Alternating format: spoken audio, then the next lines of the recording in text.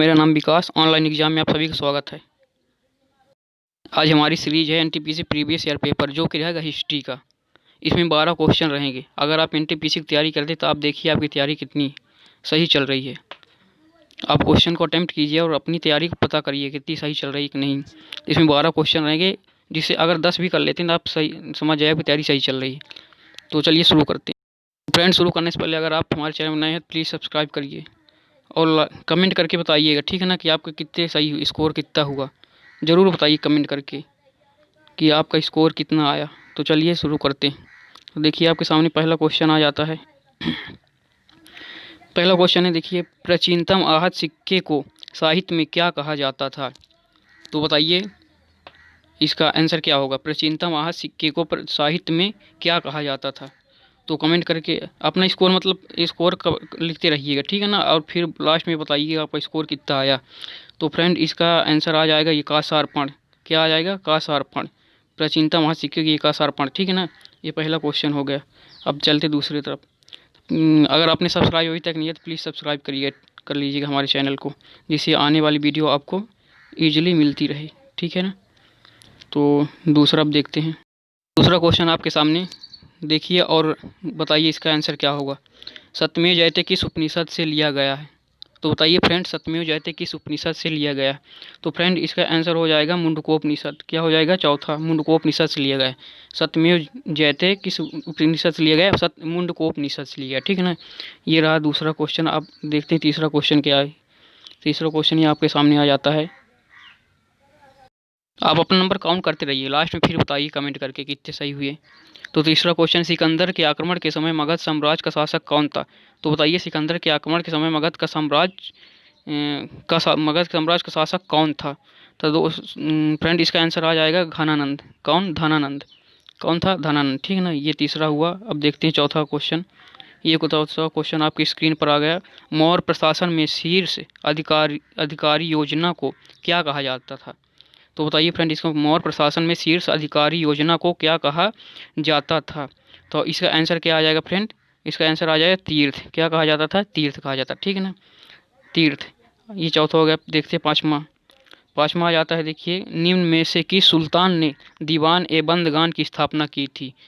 निम्न में से किस सुल्तान ने दीवान ए बंदगान की स्थापना की थी? तो फ्रेंड, इसका आंसर आ जाएगा फिरोज शाह तुगलक। क्या हो जाएगा? फिरोज शाह तुगलक, ठीक है ना। इसका आंसर क्या आ जाएगा? फिरोज शाह तुगलक। अब अपना काउंट करते रहिए, फिर लास्ट में आप बताइएगा आपका कितना सही हुआ स्कोर, ठीक है ना। अब देखिए आ जाता है छठवां क्वेश्चन। वर्ष 1948 ईस्वी सॉरी, इसमें मास्को लिखा है, इसमें हो जाएगा वास्को डी गामा भारत में कहाँ उतरा था? वर्ष 1948 ईस्वी में वास्को डी गामा भारत में कहाँ उतरा था? तो फ्रेंड, इसका आंसर क्या आ जाएगा?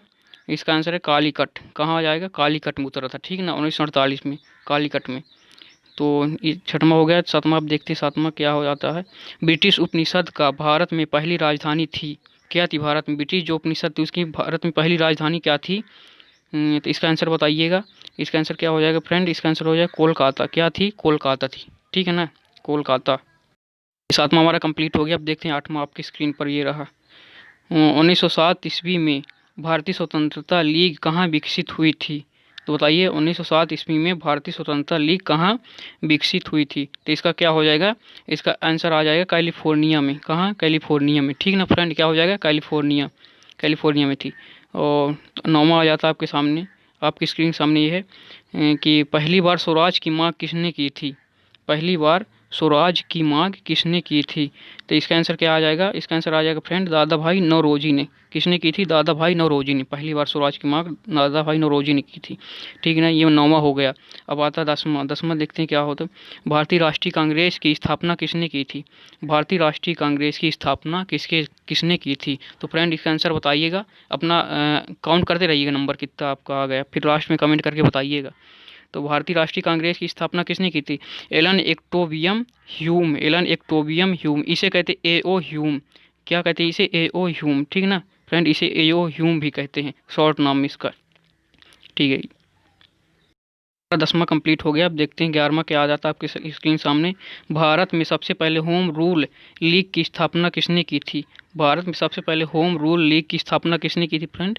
तो ये बाल गंगाधर तिलक ने की थी। किसने की थी? बाल गंगाधर तिलक ने की थी। ठीक है ना, ये 11वां कंप्लीट हुआ। अब देखते हैं 12वां आपकी स्क्रीन सामने क्या आता है।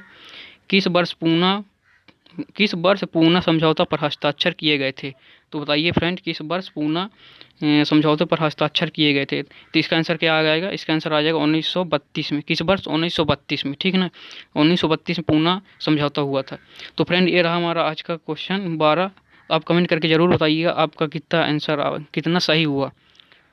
तो देखने के लिए धन्यवाद, और प्लीज़ हमारे चैनल को सब्सक्राइब कर लीजिएगा। ठीक है ना फ्रेंड, इसकी वीडियो बनाने में बहुत मेहनत लगती है। सब्सक्राइब करके बताइएगा और कमेंट करके बताइएगा कि आपका कितना स्कोर आएगा, और लाइक भी कर दीजिएगा। धन्यवाद।